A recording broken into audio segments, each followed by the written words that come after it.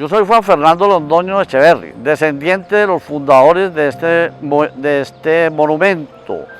Estuve cerca de la vida de don Braulio durante muchos años, desde muy niño, y aprendí de él, un maestro de la libertad de pensamiento, sus más ejemplares enseñanzas frente al diario vivir. Este monumento documenta en cierta forma la historia política de Colombia en todo su siglo de existencia que ya va a tener. No es más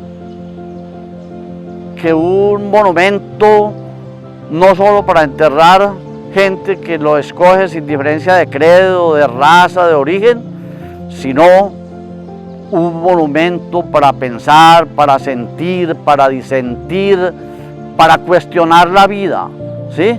Ustedes saben muy bien que las primeras décadas del siglo pasado se caracterizaron por el fanatismo religioso, ¿sí?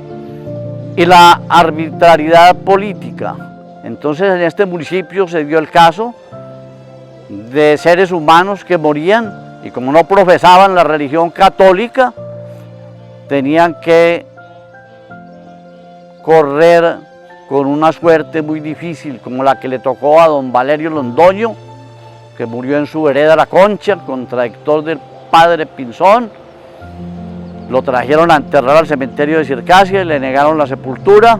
Lo llevaron a Finlandia y le negaron la sepultura. Lo llevaron a Armenia y le negaron la sepultura, hasta que no tuvieron más camino que llevarlo a su finca en La Concha y enterrarlo allí.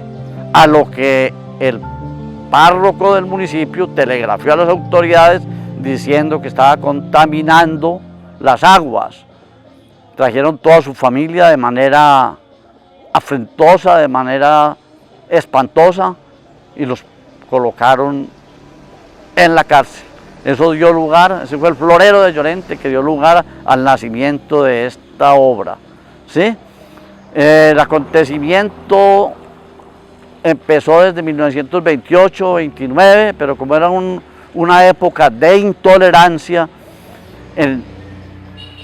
fue imposible. El fundador Braulio Botero Londoño y protector de todas sus épocas, le correspondió pagar cárcel en Manizales al lado de la líder María Cano y de otros distinguidos personajes de Colombia por tener la osadía de hacer un cementerio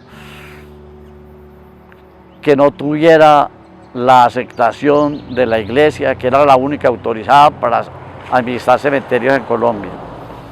Esa fue una época de gloria, la época del 30, que subió el Partido Liberal al poder y ya se respiró un aire distinto en el país. Se inauguró oficialmente el Cementerio Libre, estuvieron personalidades de Colombia, entre ellas el doctor Jorge Eliezer Gaitán, que hoy cumple 73 años de muerto, ¿sí? Y el cementerio tuvo esa época de florecimiento, de importancia, de valor en el panorama nacional e internacional, como un monumento a la libertad, a la tolerancia y al amor, como una bandera para defender la libertad de pensamiento. Pero llegaron épocas difíciles, las de la violencia partidista, y fue destruido nuevamente el cementerio. La tumba del el busto del doctor Antonio José Restrepo, autor de su himno, embajador de Colombia en Bruselas, fue destruido con dinamita. La tumba de don Enrique Londoño, dinamitado, el cementerio abandonado. El fundador tuvo que irse para Europa para defender su vida. Ya habían asesinado a su hermano, entonces viajó a Europa, donde se formó su carácter y agrandó su espíritu, bebiendo la filosofía de los libertarios del mundo. Pasó esta época terrible y en los años 70, 75 vino y creó una fundación para mantener vivos los principios de este panteón.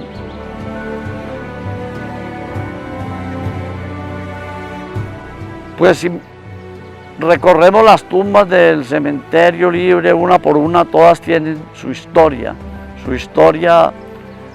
de importancia no solo del municipio, sino de diferentes lugares de Colombia que escogieron este lugar como su última morada, ¿sí? Ahí está don Braulio Botero, el fundador, sus hermanos, su padre, su madre. Ahí está, por decir algo, don Carlos Leder, el papá de don Carlos Leder y su esposa. Ahí encontramos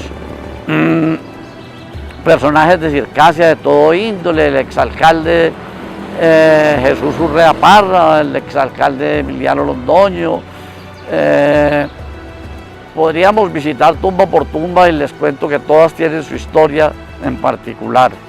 Sí, fueron hombres que escogieron este lugar como su última morada y quisieron abonar con sus cenizas las semillas de la libertad.